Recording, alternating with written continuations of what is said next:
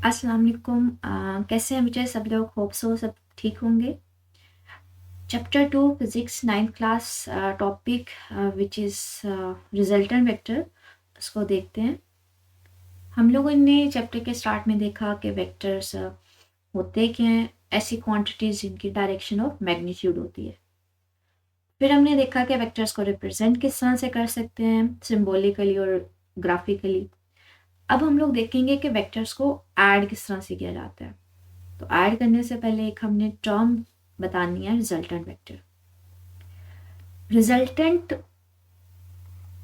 Vector ऐसा vector होता है जो चीज़ों को ऐड करने से, वेक्टर्स को ऐड करने से हमें मिल रहा होता है। कि अगर मेरे पास एक या एक से ज़्यादा वेक्टर्स हैं और मैं उनको ऐड करना चाह रही हूँ, जो ऐड करके हमें वेक्टर मिलता है ना, उसको हम लोग रिजल्टेंट वेक्टर कर देते हैं। ठीक है, तो रिजल्टेंट वेक्टर कौन सा वेक्टर होता है? Which has the same effect as a combined effect of all the vectors to be added, कि वो वेक्टर होता है जो एक से ज़्यादा वेक्टर्स को ऐड करने से हमें ऑब्टेन्ड हो रहा होता है। ठीक है, ये मैंने डेफिनेशन भी हाईलाइट कर दी है रिजल्टेंट वेक्टर की, कि अगर आप वेक्टर्स को ऐड करके जो वेक्टर ले रहे होते हो उसको आप नाम दे देते हो रिजल्टेंट वेक्टर का। अब बात ये आती है कि वेक्टर्स को ऐड किस तरह से किया जाए। कहते हैं वेक्टर्स की हमें पता है मैग्नीट्यूड भी होती है और डायरेक्शन भी होती है। तो इसको सिंपल तो ऐड नहीं किया जा सकता, इसके लिए ना एक स्पेसिफिक मेथड होता है। उस मेथड को हम लोग बोलते हैं हेड टू टेल रूल। अब वो वेक्टर को ऐड करने का स्पेसिफिक मेथड क्या है, उस चीज़ को देखते हैं। तो वेक्टर एडिशन हमने देखनी है ग्राफिकल मेथड से। ठीक है, हम कोई शेप ड्रॉ करेंगे। ग्राफिकल में यही होता है ना कि हम लोग वेक्टर्स को ड्रॉ करते हैं। वो हमने देखा था कि वेक्टर्स को ग्राफिकली रिप्रेजेंट कैसे कर रहे थे। हम लोग एक एरो बना रहे थे और एरो के थ्रू रिप्रेजेंट कर रहे थे। तो हम लोग बेसिकली उसको यहाँ पे ग्राफिकल मेथड ही देखेंगे कि एरो के थ्रू उसको ऐड करेंगे। So let's just see addition of graph vectors by graphical method है क्या, इस चीज़ को देखते हैं।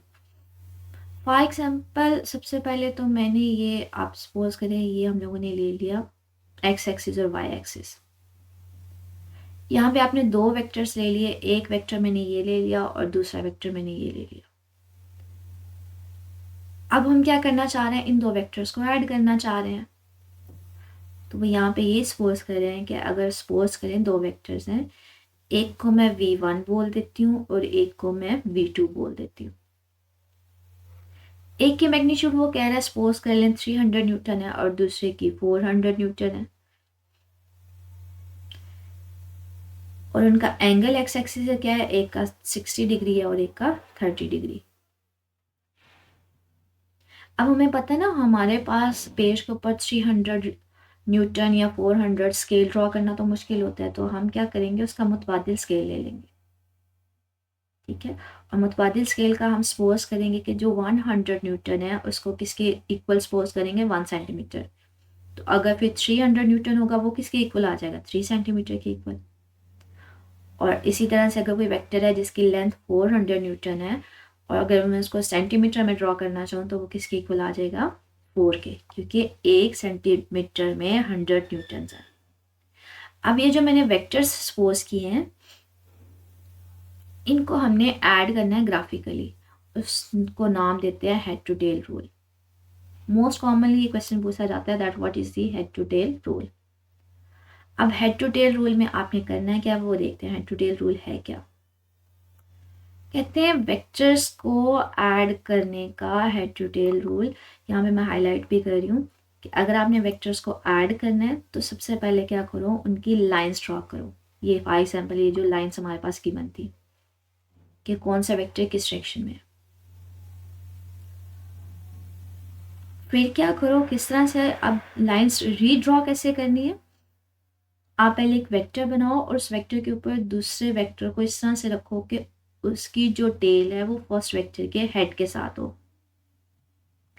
फॉर एग्जाम्पल ये देखें, पहले हमारे पास एक वेक्टर इधर है 3 सेंटीमीटर और दूसरा ये वाला है।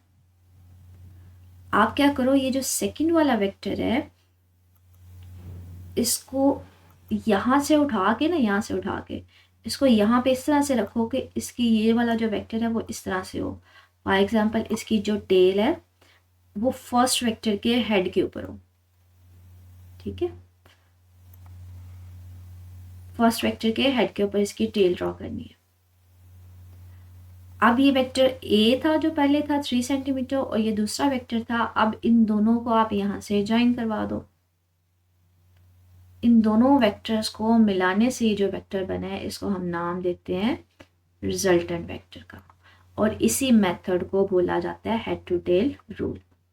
इस डायग्राम को ना ये नीचे एलेबोरेट भी किया गया है, वहां से भी इसको एक दफ़ा चेकआउट कर लेते हैं कि हमारे पास क्या है। वेक्टर्स को ऐड करना है तो सबसे पहले क्या करो, रीड्रॉ करो उनकी रिप्रेजेंटेटिव लाइंस। रीड्रॉ किस तरह से करना है कि आप पहले एक वेक्टर बनाओ और दूसरे वेक्टर को पहले वेक्टर के ऊपर इस तरह से रखो कि इसकी जो टेल है, ठीक है, ये जो नॉर्मल साइड होती है ना जहाँ पे कुछ नहीं होता उसको टेल बोलते हैं, उसको फर्स्ट वेक्टर के हेड के ऊपर रख दें। ठीक है, अब इन दोनों वेक्टर्स को मिला दें तो जो वेक्टर आएगा उसको रिजल्टेंट वेक्टर बोल देंगे। रिजल्टेंट वेक्टर कैसे लिया जाता है, डायरेक्टेड होता है from the tail of the first vector to the head of the last vector के। यहाँ से स्टार्ट किया जाता है फर्स्ट वेक्टर के स्टार्टिंग पॉइंट से, जो स्टार्टिंग पॉइंट होता है उसको टेल बोलते हैं।